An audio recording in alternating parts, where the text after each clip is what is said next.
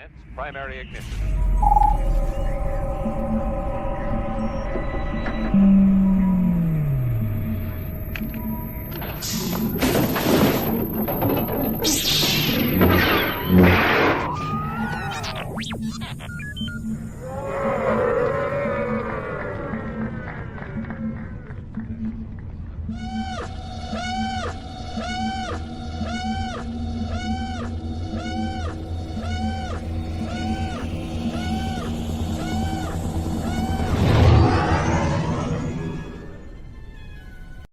Hey, I'm actor Chris Bartlett from The Mandalorian, The Book of Boba Fett, and Obi-Wan Kenobi, and you're watching Virtual Cantina Network.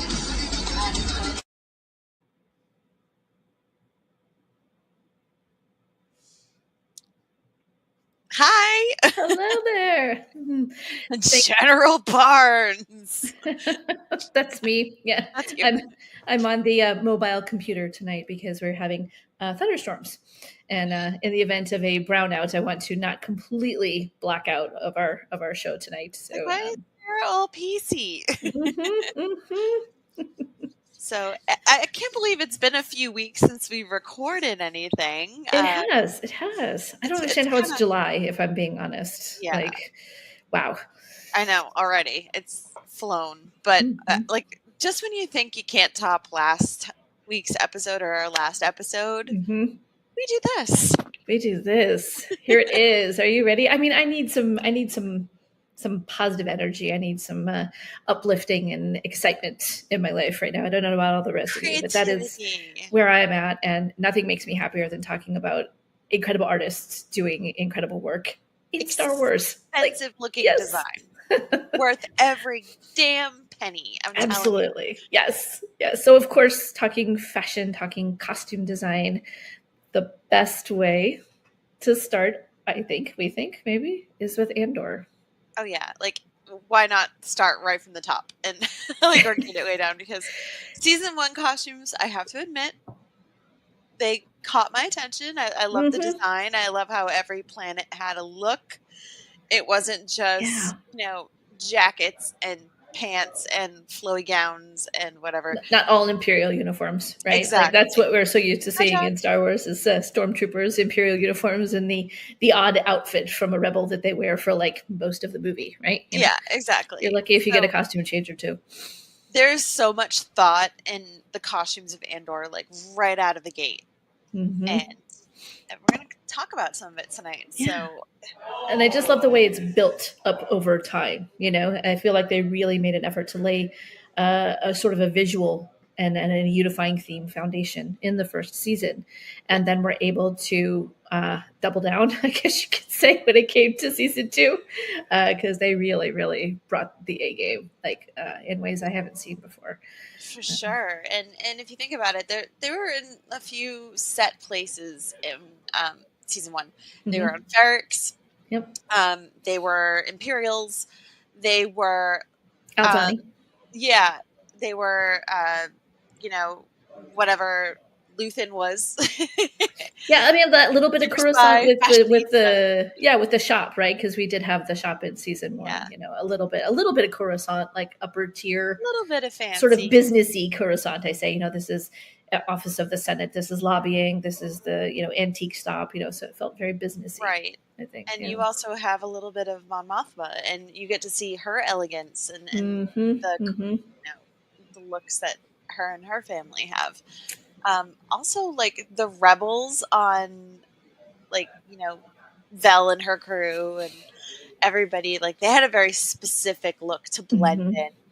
It was very ragtag. Yeah, is kind of the way I like to think of it. Ponchos. It was all, always ponchos. Yes, it was all very homespun, right? Like you could actually convince yourself that the Aldhani natives were the ones that were making these pieces. It was all scarves and hats and, like you said, ponchos and gloves. It very much reminded me of how Peruvian people are with like the alpaca ponchos, and everything's like made from wool and warm and sturdy, especially if they live up in the mountains.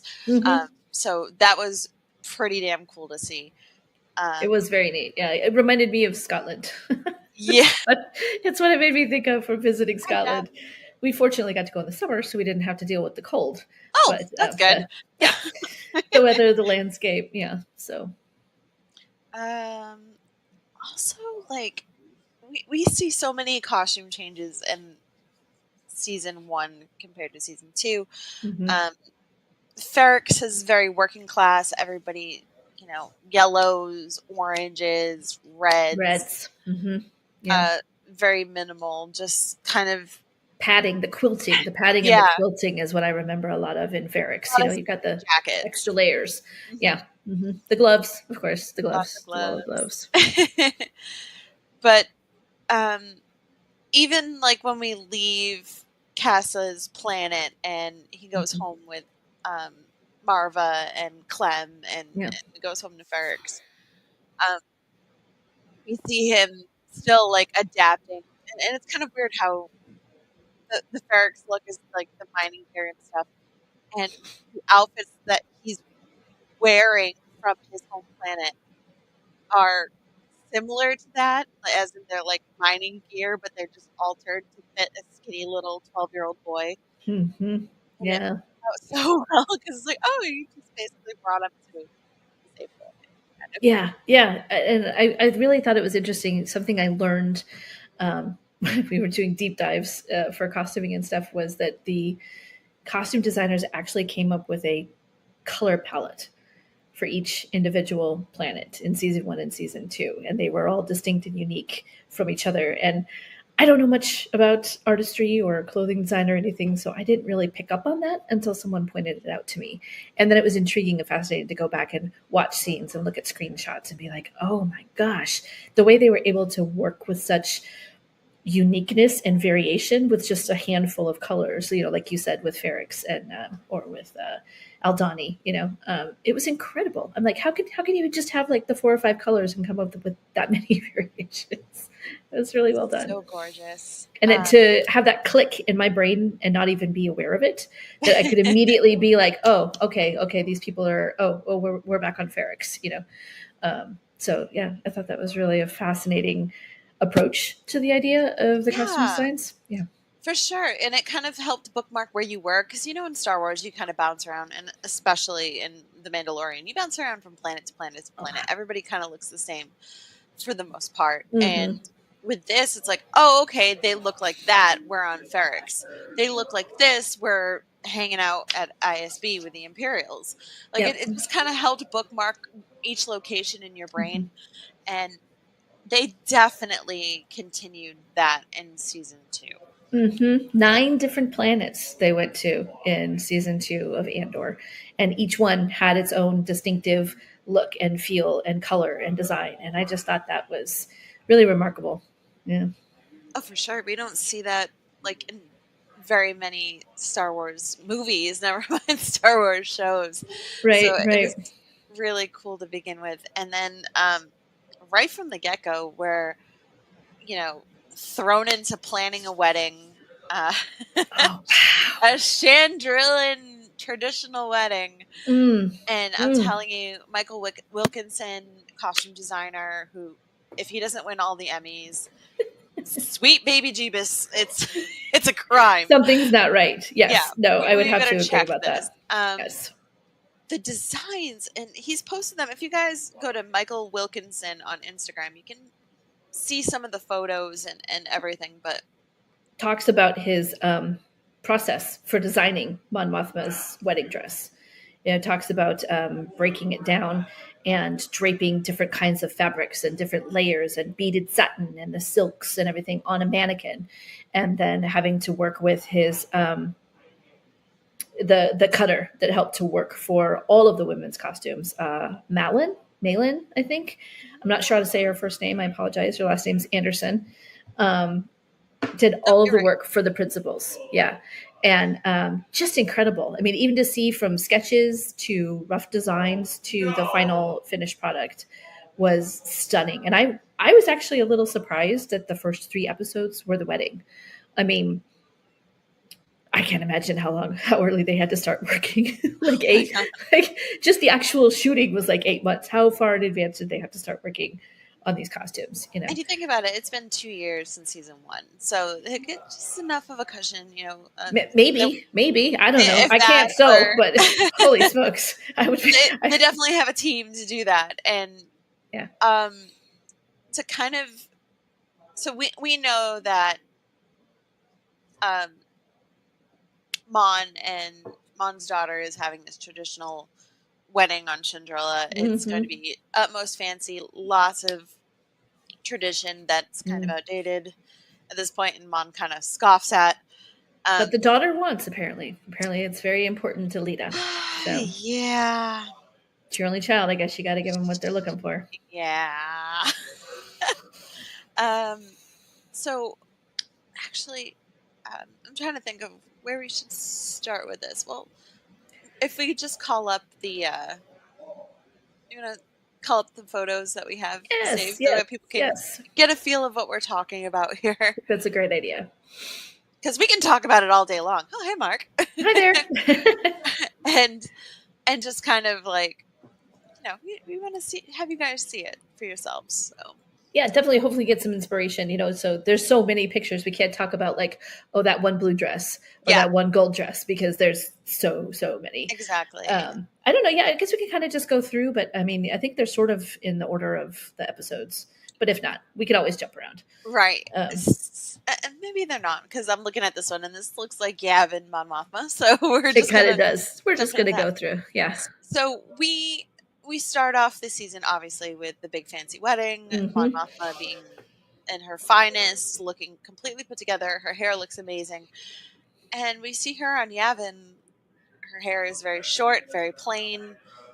All the way down to this. Yeah, and though it's still beautiful and it drapes so well and the fabric still looks expensive, it's not as flashy. It's not as elegant. It's kind of it's plain Jane for her. And I never like even she looks absolutely stunning. Like the art of oh my god, I'm blanking on her name. Help me. Mon Mothma. Genevieve. Oh, Genevieve O'Reilly. Sorry. Yeah. Like artist? I don't know. Ashley, you're on your own. Yeah. It's the art of Genevieve O'Reilly. Like she still looks stunning, but we know what she has done and what she is capable of. And this is where we have her to kind of blend in with the rebels and still have her status as a high-ranking official in the rebellion. Yeah, I really liked that one of the reflections that Michael had on this particular glow down, I guess you could call it. She's still glowing. It's just slightly less. Just a little less. When Andor was rescuing her from the Senate, and she takes off all of those formal official robes. Michael said she had on a very simple, like, tunic, a long tunic and leggings and, maybe, and that's it. And so he wanted to continue that theme through into her time on Yavin, that's really all she needs now. It's still very nice fabric and it's still cut and draped nicely. And it's obviously well made, but it's very simple. She doesn't need all of that trappings and all of that, the phony fake smile, the imprisonment that she had in the Senate. She doesn't need that anymore.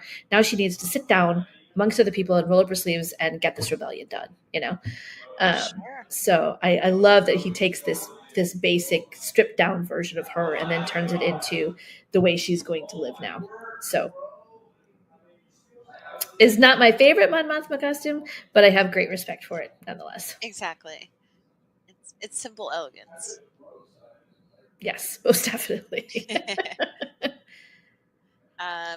So this is one of her Chandrillan costumes, and it's come. Oh, wait a minute. We'll just go to the wedding. Okay.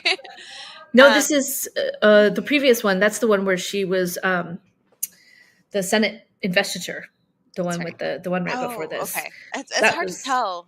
Yeah, they're very similar. They're very similar, but similar. Yeah. But this one, this one's my favorite. Stunning. This one was my favorite. The blue.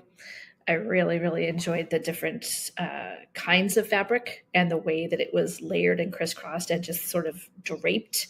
It was definitely my favorite of her wedding outfits.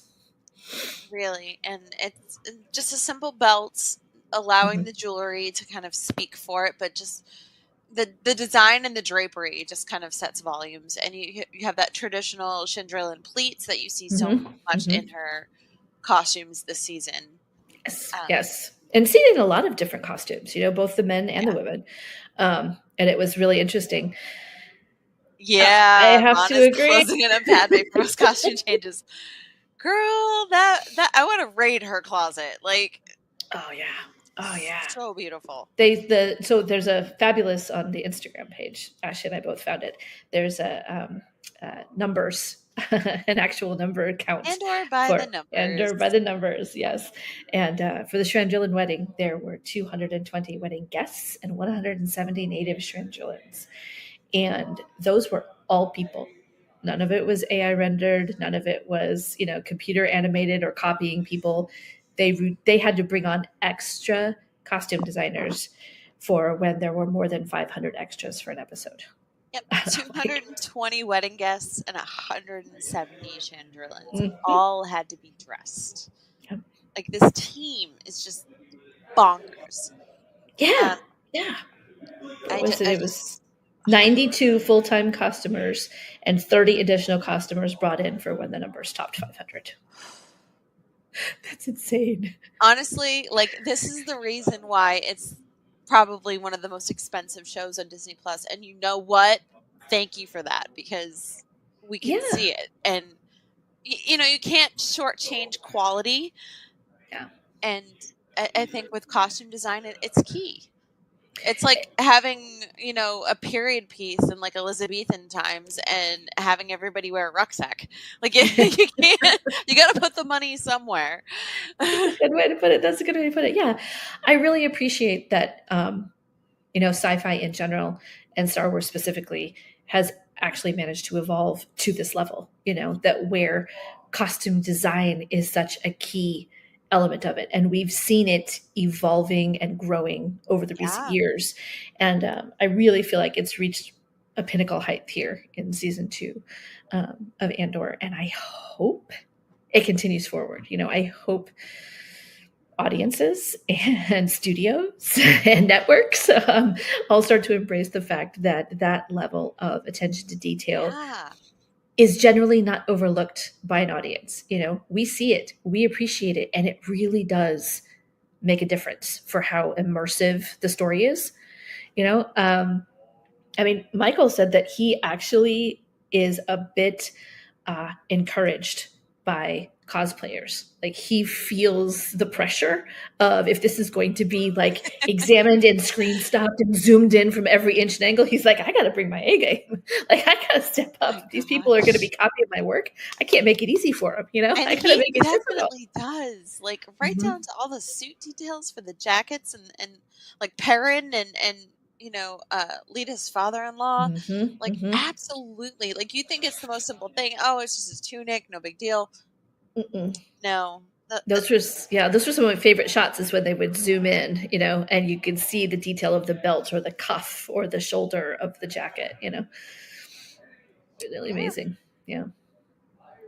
I hope it keeps going. Sorry. There we I'm go. gonna Day go one back. of the wedding. Yeah. Yeah. Oh yeah, this one. We'll go back to slide 3. Yeah. Yeah, that one's I really, really was impressed by that. That was when they were at the Senate investiture and when she faces Krennic I over want to the see someone get married in this dress. I like this one better than the wedding one, to be honest. I agree. It's I love it. beautiful. And I love that she's wearing this as she's like not letting Krennic give her an ounce. And it's Mhm. like stunning but still a killer. I love it. Yes, I feel like it's like proper battle armor for Coruscant, like For you're not gonna, sure. Dress your fanciest and make somebody eat their words. It's yeah, you're beautiful. not going to be running around in chainmail, but this is as close as we can get, I love it. And I I love love that it. so you see this with a lot of the necklaces and stuff, like the designs that women on Coruscant wear. And I'm not sure if Hmm. it's either Coruscant or if it's a Chandrillin thing, but those ropes and it's like you can Yeah. attach them, you can detach them, and they're still stunning and they're still beautiful, Hmm. whether they're on or not. But just the intricacy is And how it attaches to the fabric. I mean, I just without weighing it down. Like, yeah. I'm worrying about it having a pull. Like, it's part of it, and Mm-hmm. that's what I like. Yeah, I agree. And it's like a veil. So it's that weird, like, choker thing. And I know it's uncomfortable because you have the scene in the car with Perrin in the backseat, and she's just kind of fighting with it. Can't wait to take it off. Yeah. Like, take it off. But for the moment, she looks like it's not wearing her. She's wearing it. So we have It looks stunning on you, girl. You know, I'm sorry if it's uncomfortable. It looks great. Oh, wait a minute. Sorry. Wrong way, wrong way. Fast forward, fast forward. Nope, This that was one the is first day. probably one of my favorite looks Really? because Okay. I like the different, we have the satin look, but we still have the pleating all the way down. And the pleating kind of bleeds into kimono. Mm-hmm. And typical Star Wars, like the Jedi have those wide belts and the stuff. the bandoliers, yeah. Yeah, and it just kind of feels like it's her, I don't want to say battle armor, but I do.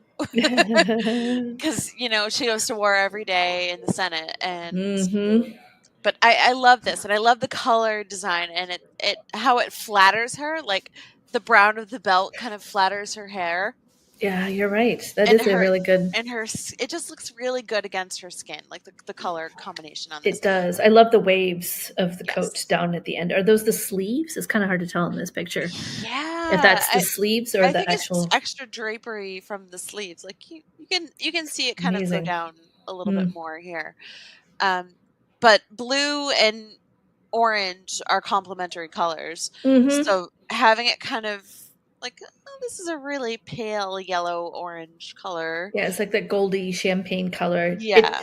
It reoccurs a lot in the Chandrillin scenes.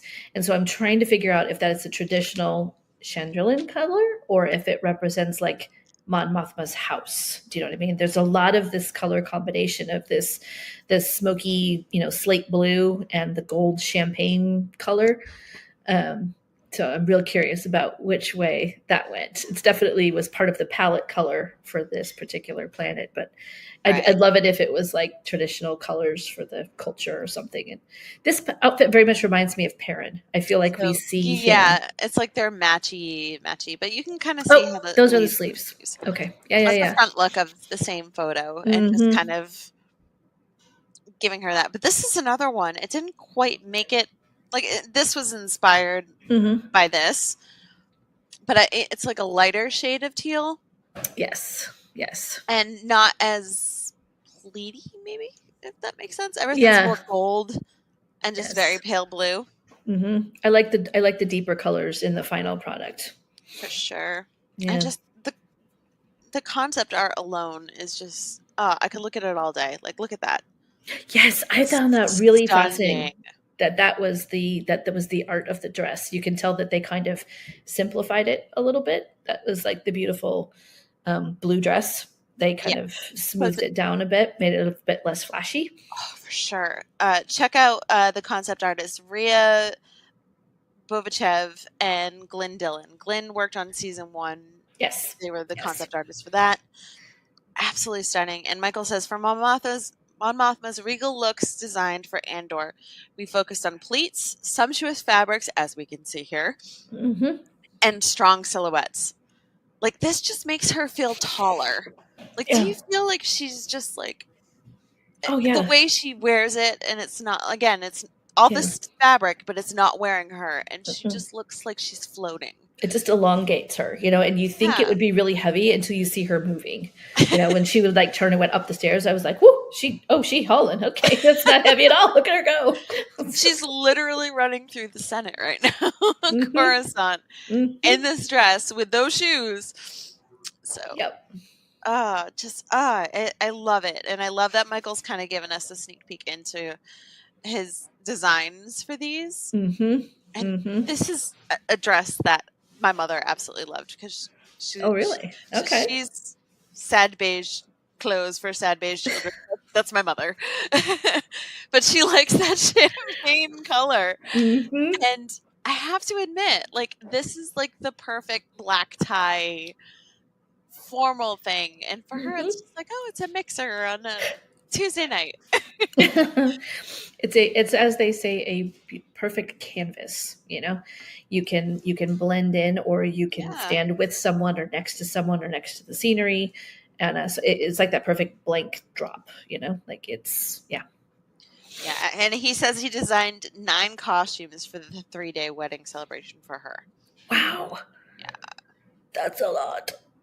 Oof. And you think of how much work goes into one. I'm like, girl, Right? you guys are Right? warriors. Like, your team is amazing. Yeah, I think it was. I saw a group picture of them, but it was 2 men and 7 women. And so it's really amazing how many women are a part of this process, of the designing and the creating and the actual making of the clothes. For sure. And I think that's wonderful. Hopefully it's something that can continue and that we can have more of, because it really is an incredible talent.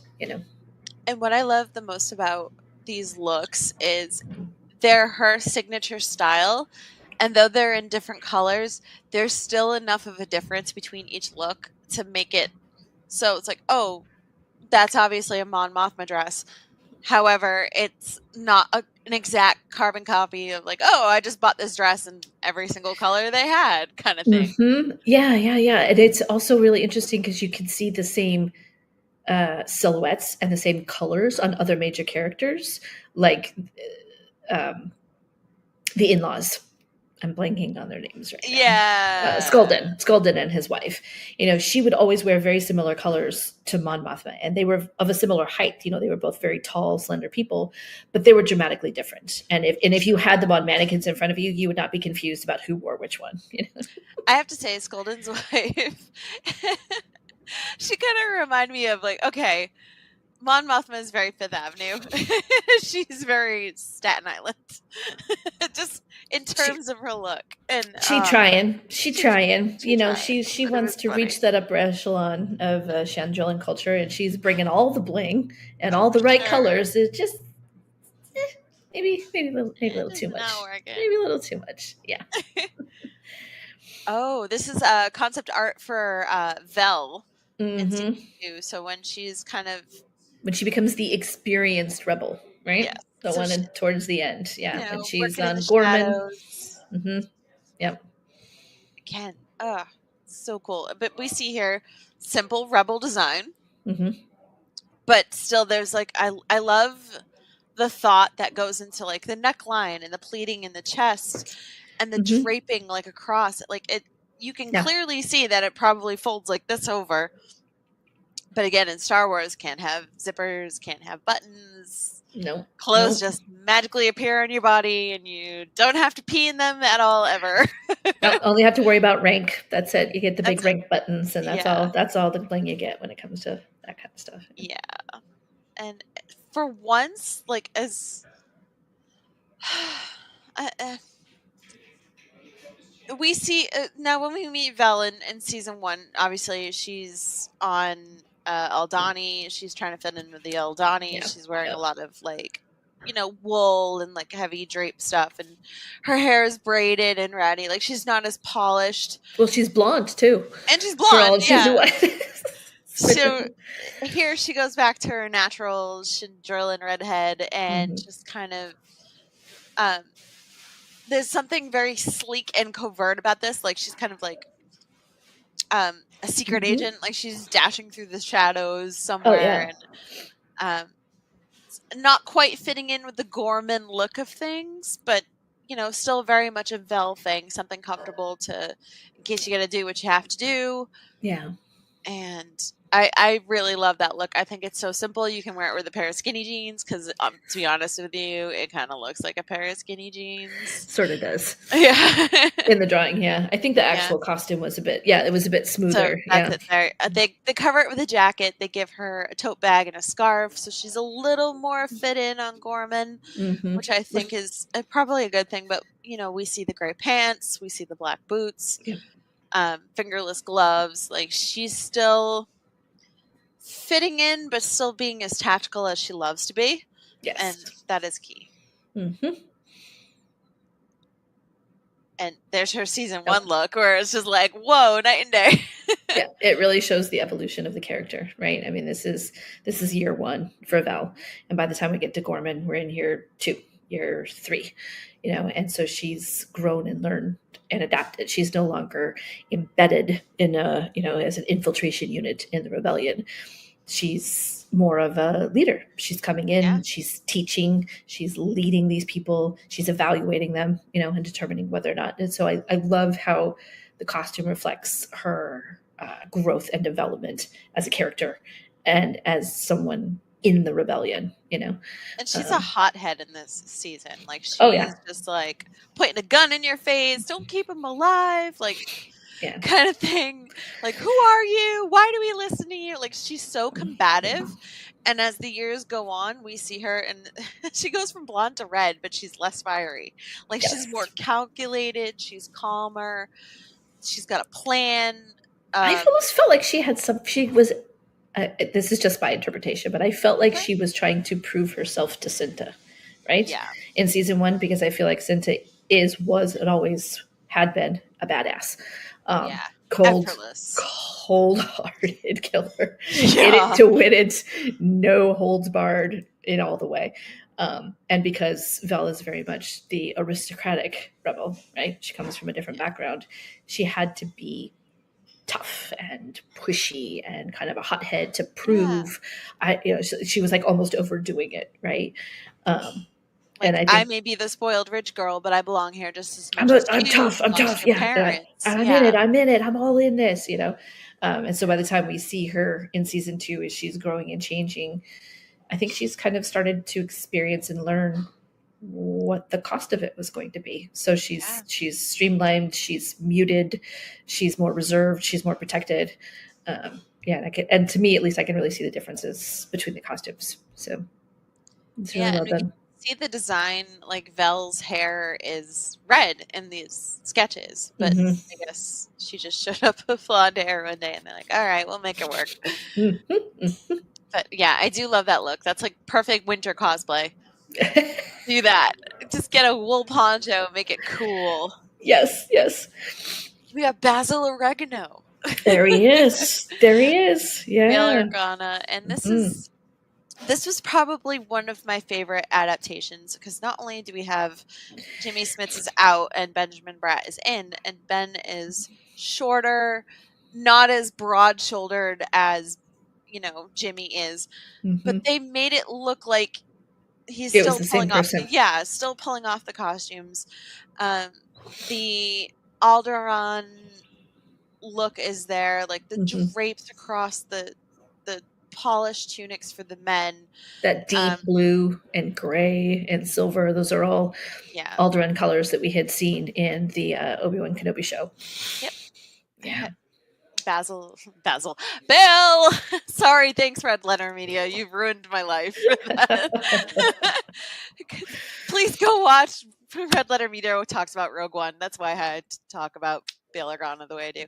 Got it. Bill and Brea just kind of having the same look, but like, this is what women of Alderaan look like. This is what men of Alderaan look like. And you see Leia kind of honor it to a degree, and her like celebration things and her normal like everyday outfits with like the silver belt and the white drapes. But as far as like when she gets older, she just kind of adapts like the rebellion look. But it was so good to see, Benjamin still pulling this off, and still keeping with the tradition that they used with Jimmy Smits and his costumes in Rogue One and the prequels and everything. I think it might have been quite a challenge for them, because there was so many intricacies that they had to deal with in the transitions of the characters, and I think they pulled it off really well. Oh, for sure. I did feel bad for poor Jimmy having to wear that same outfit that Bail Organa was given in Rogue One. where it looks like the man has no arms. It's just like it just Why has am I little wearing a hands. tunic? Like, It's not even Timmy, why did you give me this tunic? like it's like a straight jacket. I mean, it just Yeah. comes down like all the way down here, and I'm like, oh, poor guy. But he pulled it off. He pulled it did. off very well. Yeah. And how they handled that, again, he's working for the rebellion. He's on Mhm. Yavin, but he's still very much a high-ranking official in the rebellion. He still has to blend in with, senatorial duties as long as he has them, Yep. and back and forth being a representative from Alderaan and still being undercover. So Yeah. I think this is probably one of the coolest non-action looks in the show. Mm-hmm. It's you look at this and you go Bail Organa. Well, even Star Wars, right? You look at that, you're like, I feel like that's Star Wars. Yeah. It's very iconic. It's very iconic. Yeah. Let's see what else we got. Oh, Well, there we go. yeah. So this is his Senate. So again, as Sarah said, you got the blues, you get the silvers, you get the robes, like the very stately. And again, it Mhm. makes them. It's so well tailored that it makes them look tall. Mhm. And I don't think Benjamin Bratt is very tall, to be honest with you. He has Yeah, pretty average, I think, as far as Hollywood goes. Hollywood Yeah. tends to have guys that are taller anyway, and women, Yeah. truly, both. But I think what I loved He's 6'2", but he's still, according to Wikipedia. But yeah. Okay, then. Whoopsies. Yeah. Never mind. Sorry, Ben. Yeah. If you ever Shut see up this, now. we apologize. You look Yeah. great. Looks like an awesome outfit. But it gives them like a level of stature that, just from like the shoulder drapings, Mhm. and it's Mhm. not like going, okay, there's shoulder pads. I think one of my favorite parts about the different stylings and costumes and outfits that we saw in the Senate was that everybody has their official, senatorial robes, Yeah. but they're all unique to their own culture and to their own planet, both in their style and their cut, as well as their color combinations. Absolutely right. But I would definitely say that Alderaan and Chandril were definitely a couple of my favorites. Yeah. But yeah, Andor by the numbers, there were 200 senators and 150 workers that had to have costumes designed for them just in the Senate building. Dang. And then we had 75 ISB agents, 100 Lower Coruscant, 15 tactical troopers, and 100 hospital workers and patients on the planet of Coruscant. At least they were comfortable. Jelly shoes and scrubs. Yeah, I would definitely want to do been one of the extras in the hospital. You get to wear hospital gowns and little booties, or soft, comfy shoes. At least they look comfy. Now, if you've worn jelly shoes in the 80s, you know that's a lie. Yeah, but now they've evolved. These are like space jelly Crocs or something. I bet they were pretty comfy. Yeah, myself. I think you're right.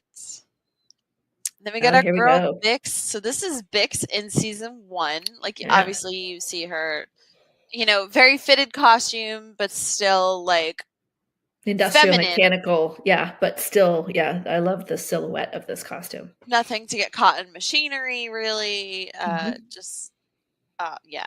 Like, if I could cosplay anything, like, it would be this outfit. It's This beautiful. one, it is. Yeah, I mean, it's Bix being a dirt dog, but like that's what we Bostonites call people who get their hands dirty and like get in there and get the job done. Okay. Call them a dirt dog.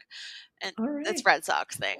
Learn something new every day. Okay. Yeah. So she's we see her just underneath a ship or underneath something, welding it and getting it off, of detaching it from the rest of the machine. And like, how many other women do we see getting their hands dirty like that other than Peli Motto?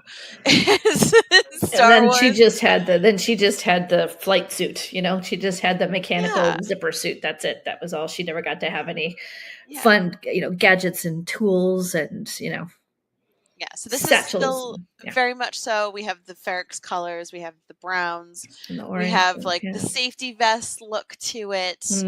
We have the gloves, we have, all her tools are accessible at her hip. Welding mask. Again, like, I don't hate any of it. It's just No, all the it's thought incredible. is there, and it's just it fits her so well. Hmm. It was an excellent adaptation of the design. They really did. The cutters and everybody did a wonderful job. And then we have Secret Agent Bix Hmm. blowing some shit up. I called this her stalker look. Hell She's just like, yeah. because both as in like Put she's up. hunting someone and Go. she's like stalking through the hallway, right? Like she's just both versions of the word. This is definitely Bix her don't give a stalker look fuck. for me. Yeah, Yeah, that's she what this was. is. This was the I have no fucks left to give outfit is what this is right here. She's like, it's it. I've hit my rope and Andor made it work. Got I her what do, she needed. for sure. I do love that jacket.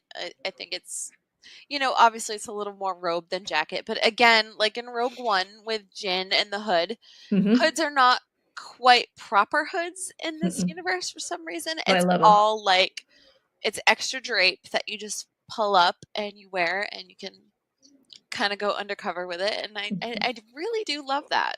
I have one.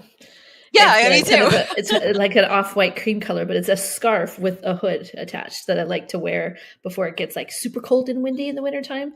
And I just wrap the scarf around my neck and then I just pull the hood up and I tuck it all underneath my coat. It's It's awesome. kind of like an infinity scarf, but it's part of the jacket. So Mm-hmm. when her universe did the jackets for Rogue One, they did a Jin inspired jacket, and I bought it. And the hood is detachable like that, so you can. That was the worst part of that jacket was the long draping, and you just have to keep throwing it over your shoulder every time you bend down to pick something up, or yeah, like public restrooms, Definitely made pain, just for such a pain. walking, right? Just for walking. You can't you had to bend over, you can't sit, you can't. It's just walking. Exactly, it's I just look for great when I fashion, walk. just for That's right. fashion. That's all it is. But it had that shawl hood. Like, it was a Mm. shawl for all intents and purposes. But And I love that they brought it back around here and kind of yeah, mirroring it, that same look that was in Rogue you One. can Yeah. tell it's in universe to this, and that's what I Hmm. absolutely love. And again, we have the dark colors without being black. Hmm. Very earthy. It's Very Coruscant. Yeah. yeah, Yeah. That's what kind they of, played a lot with those colors. and comfortable because Bix has been going through a lot. The girl's got a lot of trauma, and it's and Well, and Lower Coruscant doesn't have money. They're not going to have the same fabrics or cuts or styles as they have up on the Senate level, mhm. right? So you kind of have that distinction of, well, we may be on Coruscant, but we're clearly not on the Upper East Side or something. We ain't wealthy. Mm-mm. No, this is not Fifth Avenue. Speaking of wealth, Mm. or wealth, as Mama Edie would like to say, we have Cyril's little Gorman look here. So we see our boy Cyril start off in season 1 with his pre-war officer outfit, like That he's probably tailored, that he's had tailored, and tailored yet and fixed the piping on, and I'm sitting there like listening to that conversation, and I'm like, are you really gonna give him crap for wanting to look good in uniform? Hello, chubby man. Oh, I love the fact that dear little psycho Cyril Karn finally got to find his people. He was like, I that was know. my favorite quote when I was reading through this. He was like, you could just almost feel that Cyril was finally like, yes, people understand the difference between when a collar is 1 inch higher. Everybody here gets it. Like, he's found his people. They all understand. They have that same level of attention to detail. Yeah. And he just Oh, like went right forward, and he had the little beret and he had the little satchel and the little scarf. And I was just like, oh, and he felt like he look. was a part of something. So this was probably one of the most surprising looks for me, is to see him fully embrace his undercover look as a Gorman. Mm-hmm. So he's helping Dedra. Dedra is kind of using him at this Kind point. of. Kind of. Sweetie. I'm being diplomatic.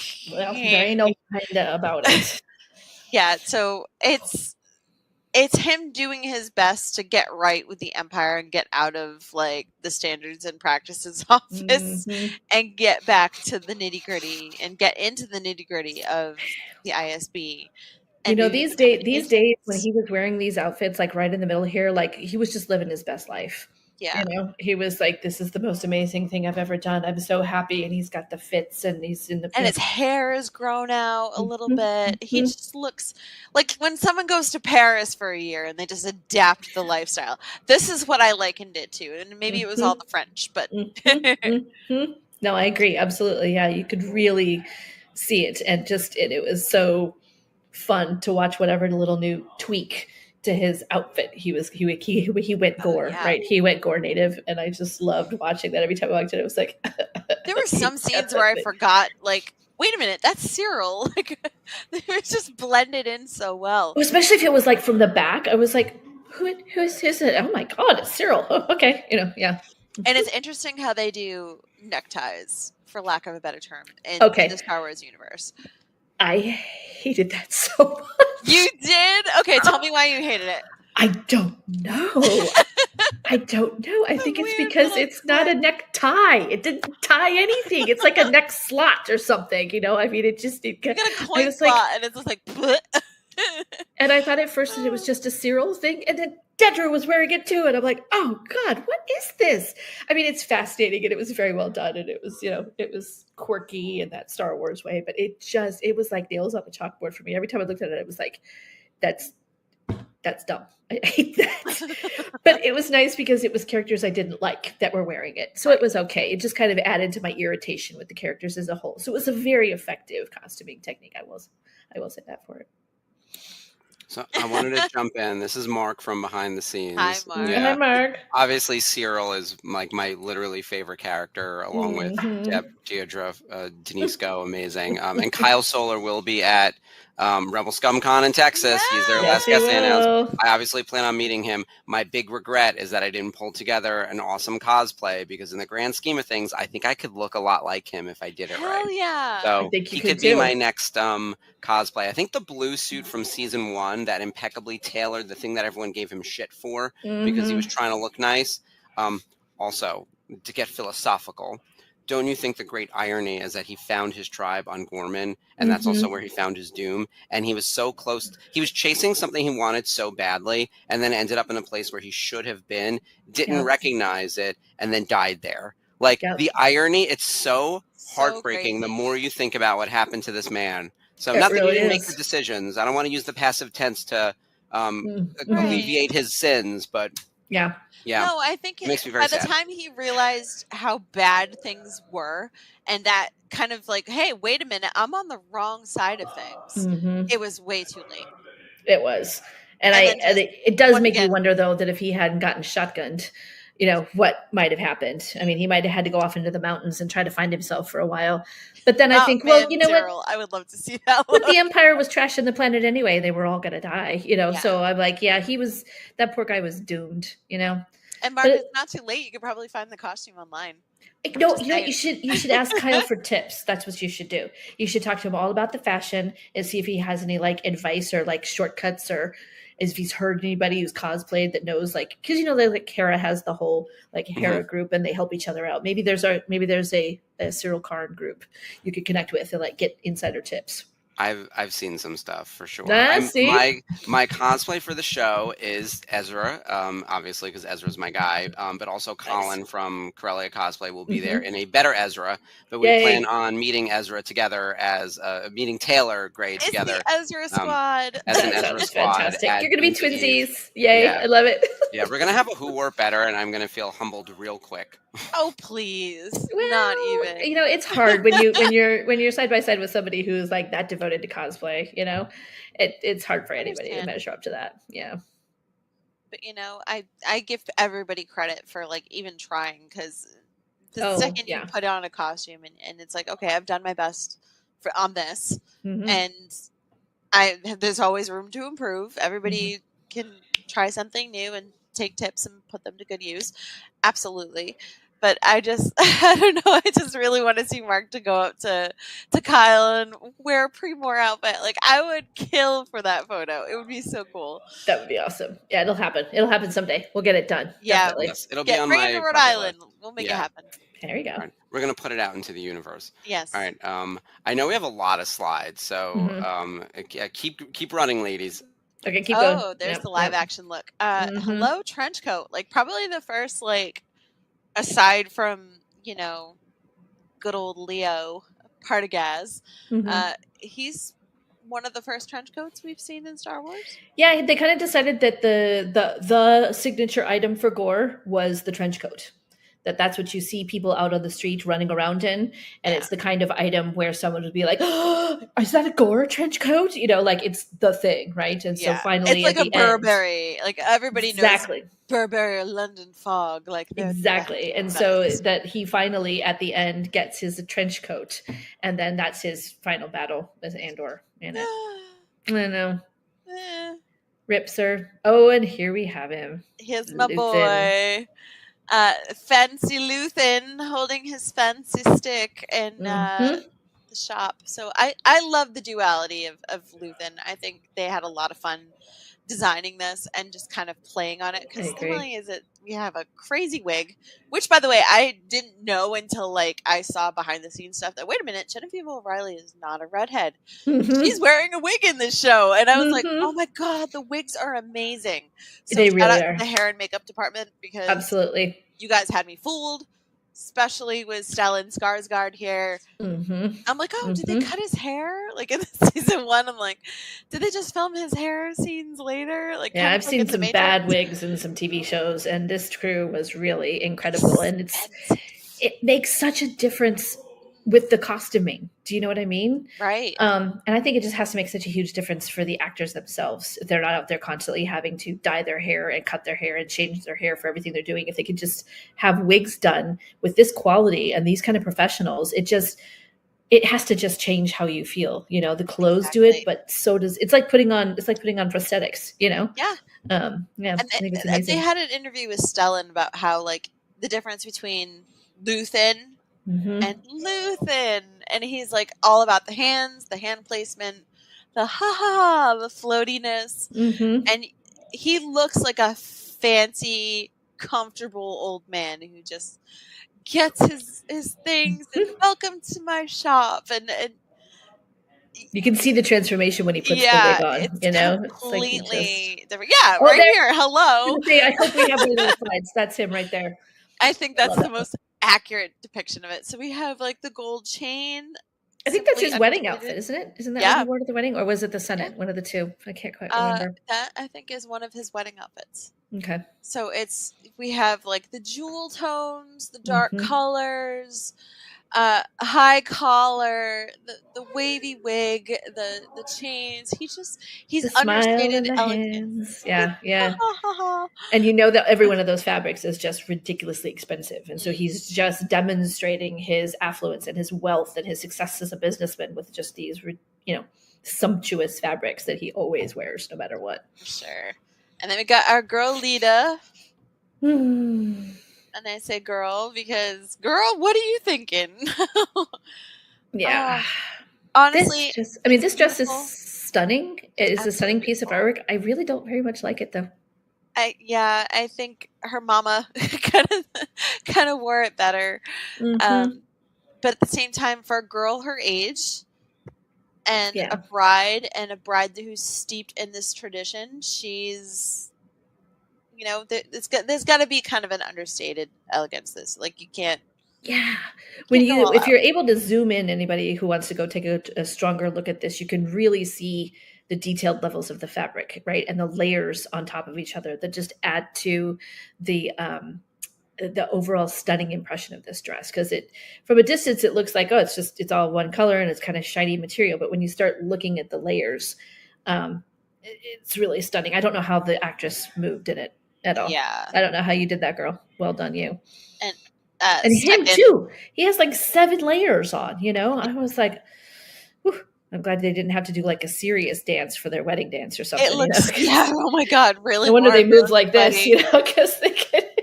And it's move. very like inspired by like samurai headgear and for the men and tunics.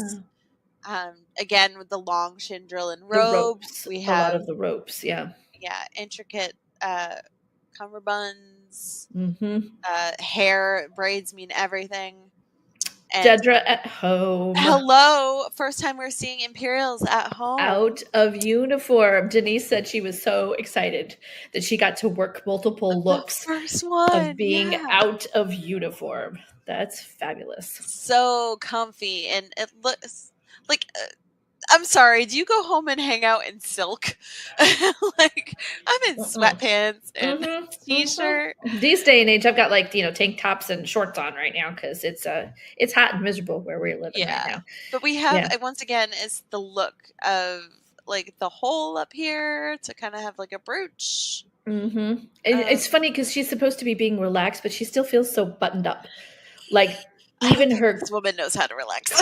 Clothes. Even when you put her hair down, she still looks like she's just, all ratcheted up. Yeah. But there's like, again, with those pants are impeccably tailored. Like, look, right down to the toes of her shoes. The sleeves are like perfect mid-elbow length without cutting off your circulation.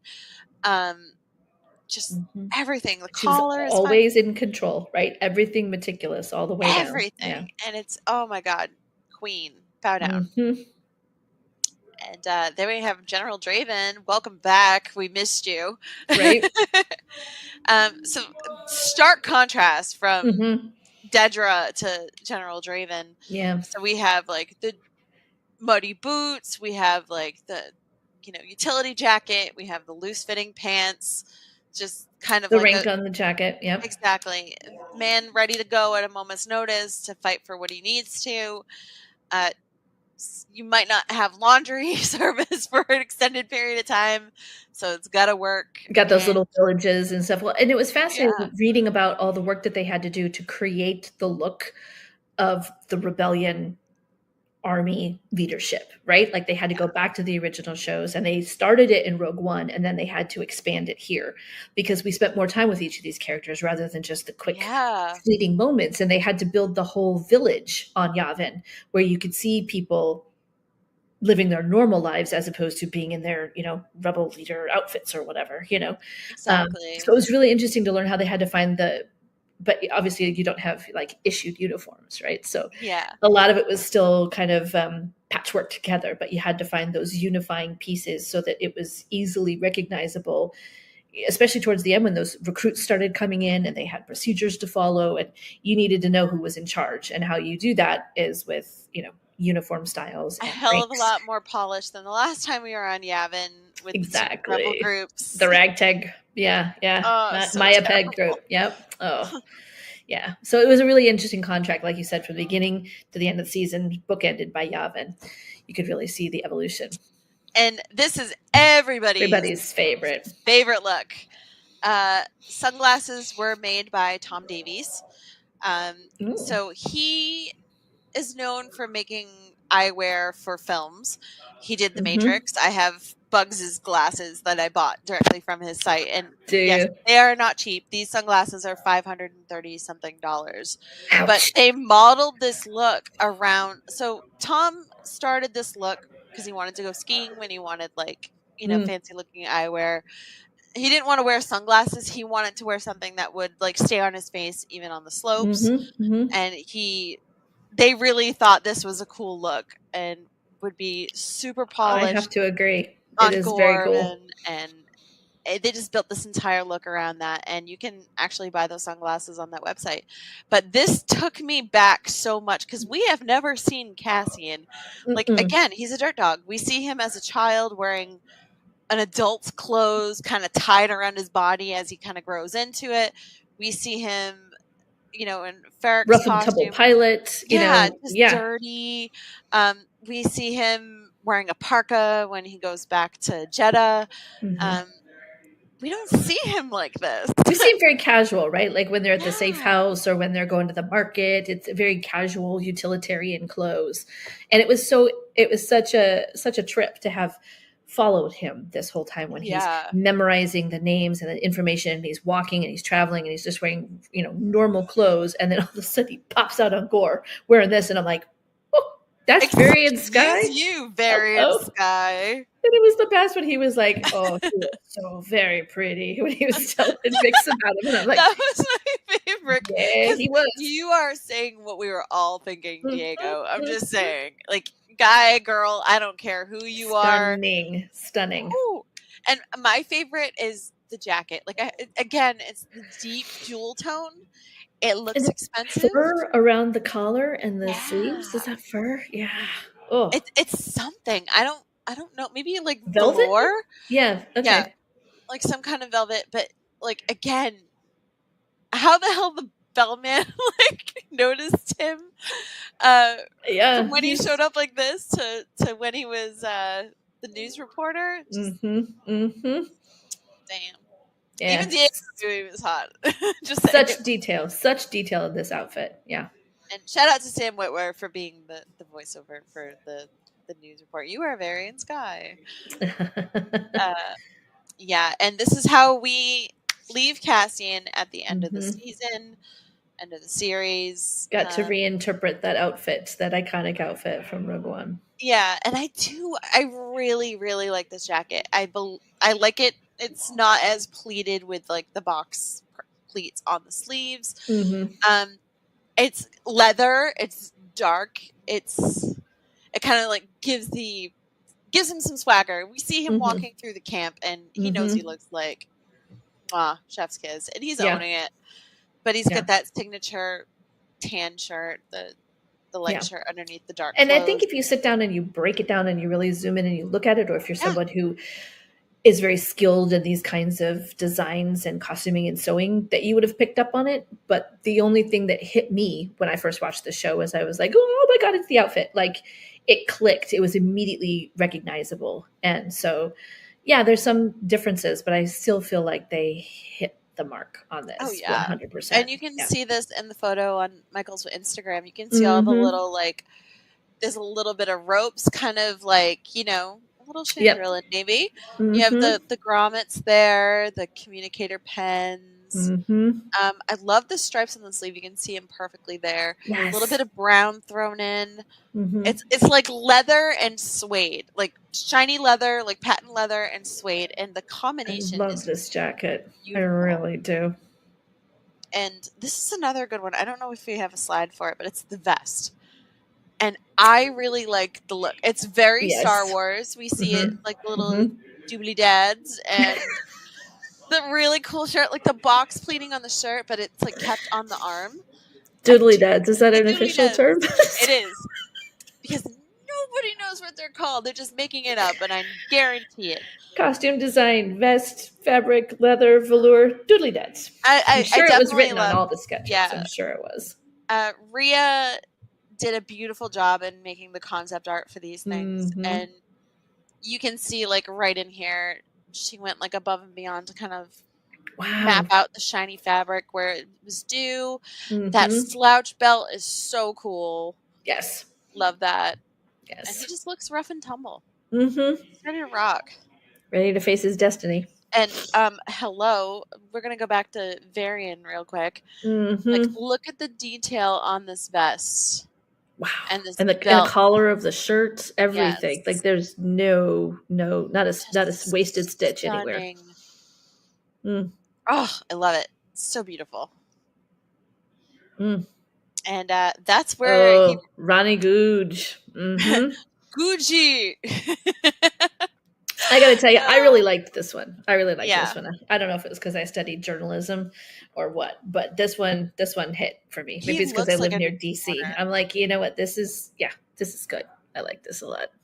It's got the business collar. It kind of reminds me of the old Superman movie, like what they would wear in the newsroom in the Daily Planet. And again, the trench coat, right? Yeah, I love a trench coat. Wow. And when we think Mon Mothma ends up wearing that trench coat to get out of the Senate, I love that. Michael said that was one of his favorite sequences in season 2. Was them trying to escape the Senate together. Yeah. And here's some pieces from season 1. We have Luthen with his big green, he Ferrix looks travel outfit. His secret agent man outfit, and of course the Narkina 5 prisoner suit. Disposable suits. As simple as it is, it's still like you see the pleating, you see the different like piping through it. the orange. Everybody looks the same, but it's so identifiable that you just look at it and go, "Oh, you're an Arcana 5 prisoner." Yeah, and you kind of have to wonder, what do all those little things, have to mean something, Yeah. Yeah. And of course, Mon Mothma in her Senate robes, Yeah. old school. Honestly, again with the height, like Really very beautifully elongated. tailored. And the difference between Mon Mothma's silhouette and Luthen's silhouette, like just looking at this here, it's just Yeah, it's very distinct. I love it. Oop, and I think All right. that's I think that's all we got time for. We could talk about this for days, oh my right? god. Mhm. Yeah, we had to get to the nitty gritty on this, of course. And again, I looking, and one that we forgot to put in here, which I kind of have to show here. Vel's dress. Yes. Vel's gunmetal dress. So we have like a chainmail design, which is kind of funny because she was in Game of Thrones. She was one of the faceless girls. With Jaqen and Hagar. And she said this dress kept getting things added and taken away, and it was heavy and uncomfortable, but she looked beautiful in it. Yeah, And she really did. carried It was stunning. so well. And then you look at the concept art of it, and it's like an entirely different thing. Completely different. It's like an emerald kind of color. It's an orange. I think when they started to go the whole metal way, where you had the white on the wedding dress and the coppery gold on Mon Mothma, Right. I think they felt like they had to go and try to do that, cousin of the bride sort of thing. They had to make it all kind of connect in a way and have a sort of similar theme, if different design and color scheme. And then you have her. We're gonna go on a wedding hike and climb a mountain with these boots. Look at those. That's one of my favorites of hers. I really like that one. So we got Mon and her beautiful. It kind of reminds me of a swan, like a swan's wings. It does. Her kimono is designed, but Vel, obviously, it's very regal. It shows that she's part of a higher class, but it's not as elegant as Mon. It's much simpler. Yeah. Right. Much more understated. Yeah. That's about that for that one. But I just honestly, you can't go wrong with all these designs. Even Edie's like crazy that 70s sweater is just. She's got a real serious 1960s vibe going on there. So cool. Like I love this. She is wearing that shawl. Like this is like actual. This isn't concept art, my friends. This is probably like stock photo footage, and I kind of want to draw it now because I love my little queen bean. And also, like, here's the design sketches. Wow, look at that. I love this. Like, I love when people post their ideas and the original, like, concepts, right down to, like, the mapping and the muslin and... all those cutters did. You got to do each piece together. And details. Like, look at that. Yes, look at those. Wow.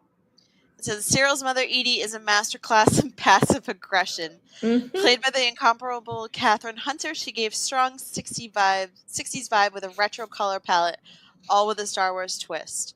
Always fully styled and coiffed, though she rarely leaves her apartment. So we have her fancy purple outfit. This was kind of a little less stated than other things, but you kind of have like, here's a short version and here's the long version of the same design. That's so funny. She is one of those people that dresses to the nines to stay in her apartment. That's really funny.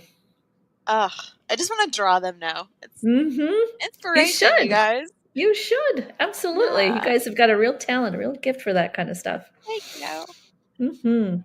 Oh, hello. We have spam bots in the chats. Fun. As usual. But we have so much to go over and in the weeks ahead. More costume design from all of your favorite Star Wars shows. We're going to delve into that because honestly, costume design is like, it's one of the unsung heroes. Like people, you can't just throw clothes on anybody. Clothes have to tell a story, and they definitely did in Andor. Love it. Shout out to Michael and his crew. You guys did a phenomenal job. Really, I hope they get all the accolades for that. All of Yeah. them. Yeah, looking All forward to the diving into some of the other shorter, smaller series. Because that's one of the best parts about live action, right? Is if you're going to bring real people in, they got to have real clothes. Exactly. So, So that will be exciting. But we absolutely have a little more to discuss. To Eve. Upcoming events. August 8th through 10th, 2025 at the Frisco Conference Center in Frisco, Texas. Rebel Scum Con, you guys, get your tickets. Fantastic opportunity to meet lots of Star Wars talent. Oh my God, you guys. Look at all these people. Just at Punta Eve. Not even talking about the con. Not the convention itself. This is our virtual Cantina special edition. Tickets sponsored by VIP Home Theaters, and tickets are still available. And we have a special event coming up on Saturday as well to talk about the autographs. It's called Return of Celebrating Autographs. Yeah, make sure you watch that. This is something that the folks at the Virtual Cantina Network do when we have special events like this. It's a great way to tune in, get information, get all the skinny and people who've been doing it for quite a while. So that will be at 9 a.m. Pacific, 12 p.m. Eastern, this coming Saturday, July 12th. And that'll be with me and Dave O'Neill. Yes. There we are. We'll take you through this whole list right here with all the prices and all that kind of stuff. Fantastic. So, and this is all brought to you by VIP Home Theaters. Engage your senses and go to VIPHometheaters.com. They are our premier sponsor for this. You want your house to look like that when you watch TV? I know you do. Check them out. Don't we all? I would like a room so I could fit that in, but eventually I'll just have to throw out my couch, but it's okay.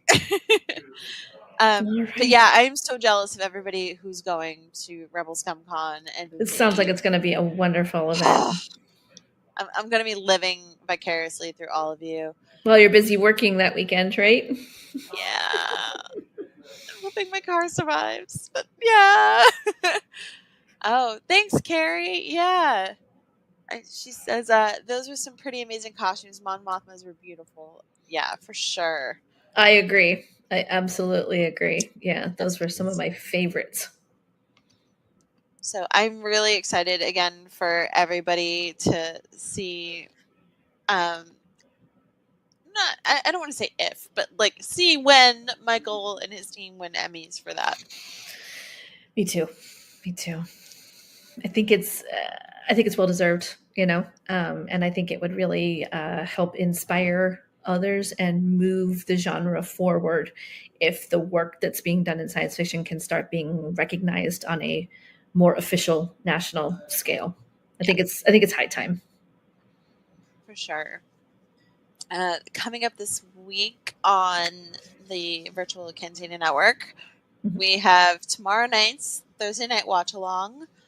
I believe I'm trying to see when they're going. It's a Big Bang Theory, isn't it? Yeah, it's a Big Bang. Oh my gosh! Big Bang Theory Palooza. It's all the Star Wars centric episodes of Big Bang Theory. 3 episodes. And that's just a couple. That's just a couple of them. Those are probably the best ones. Yeah, it's the episodes that feature Mark Hamill, James Earl Jones, Carrie Fisher, Bob Newhart playing Obi-Wan. So it's all those good ones. Those are some good ones. Yay. Some of my faves. Those are actually like a good chunk of the episodes of Big Bang Theory that I've seen. A lot of them. Like, not my favorite show. I kind of don't like how they depict women in comic shops. I don't like that vibe, but because I've been one. But yeah, I will gladly watch for Carrie and James and Mark and Bob Newhart. Well, I'm a huge fan, have been since day one, and I can tell you it grows, evolves, and changes, and gets better. I can show you lots of episodes that they do a much better job with women in comics. So okay, it gets better, I promise. Okay, I'll take your word for it then. Okay. Let's see, and also as Sarah said, Saturday is the return of Celebrating Autographs with Mark and Dave. They're going to be delving into the autograph lists for Rebel Scum Con and Punta Eve Special Edition. And Sunday is it Jedi Archives this week? It's Unifying Force. Unifying Force this week. It was Jedi Archives last week. I'm sorry, my brain is done. I'm looking at the wrong thing. Unifying Force with Dave and Kat and Geo, and they're going to be delving into another amazing topic. I'm not sure what they're going to be going through this week, but They should be talking about Superman, ooh, okay. which Very I interesting. saw yesterday at an early access screening. And Did you love it? Please say yes. I loved it. I really loved it. So, yeah, Good. Okay. I'm ready. I'm ready to go. I'm ready to go all crazy and talk about it because I might go see it again. Good to Hell yeah! I'm going Good to tomorrow, like immediately after work.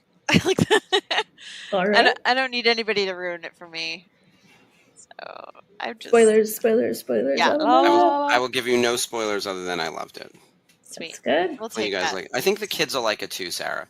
Like, Nah. I realize you have older boys, but like Yeah. even children and tweens, and I think teens, I think it works across all demos. Good to hear. Good to hear. Yeah, my friend Jessie is like one of the biggest Superman fans I know, and she Aw. cannot wait to see it again. Oh, Like, good. she Good. is. James Gunn brought out, according to her, James Gunn brought out everything that Superman is over the past 85 years, and it just it brings it back to the pureness and the I'm glad they were color able to and do the that. light. So Mhm. That's what they did in My Adventures with Superman. That was definitely my favorite interpretation so far. So I'm really glad to hear that they were able to yay. do that with the movie. Yeah, So, I think my uncle would love it if he were still here. Yeah. He watched the serials, like even listened to them had them on tape that he ordered from like old timey radio no catalogs. way. Like old cartoons, old TV shows with George Reeves, Christopher Reeve, like animated, the Snyder cut of all things. He watched that like 4 times. So I really think he would have loved it, and I I'm bet. really excited to watch it for him. So, Good. Yeah. In his memory. I love that. Yeah. So yeah, that's it for us this I week. think that's everything. Anything else things you are- can think of, Mark? No, I think we're good. Thank you guys. This was Okay. a lot of fun. Yeah. All right. This was great. Tune in next time when we cover all the other costumes. We'll keep the craziness We'll going. delve into Obi-Wan next week because Mhm. again, we touched a little bit on the Alderaan costumes, but you know, this time we get to have a little more fun with it. So Maybe some Acolyte, little High Republic action going in there too. throw that Those in are there. beautiful. Mhm. Yeah. So All right. can't wait for that. Thank you all for joining us. For Light in Life. Mm-hmm. And May the force be with you.